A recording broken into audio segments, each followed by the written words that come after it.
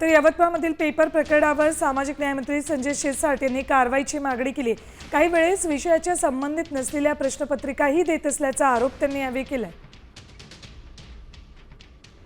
मूर्खपणा जे काय प्रश्नपत्रिका काढतात त्याच्यात ते असतात आणि त्यांच्यावर गंभीरपणे कारवाई सुद्धा करायला पाहिजे। कधी कधी प्रश्नपत्रिका विषयाशी संबंध नसलेले सुद्धा प्रश्न टाकलेले आपण अनेक वेळेला पाहिलेले। या विभागानं त्यांच्यावर आता कारवाई करणं गरजेचं आहे।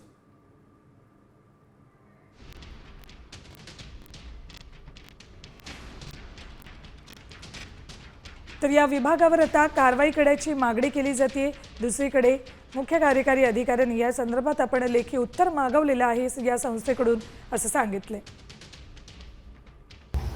जिल्हा परिषद शाळेतील वर्ग 5 ते 8 या विद्यार्थ्यांचा शैक्षणिक टक्का वाढावा, शिष्यवृत्ती परीक्षेमध्ये जास्तीत जास्त टक्केने विद्यार्थी पास व्हावे आणि त्यांचा शैक्षणिक विकास व्हावा या उद्दांत हेतूने यवतमाळचे जिल्हाधिकारी विकास मीना यांच्या संकल्पनेतून सध्या आगळा वेगळा उपक्रम राबवला जात आहे। अशात सध्या टार्गेट पीक ॲपमध्ये चुकीचा प्रश्न विचारल्याने शिक्षकांसह पालकांमध्ये सध्या संतापाची लाट उसळलेली आहे।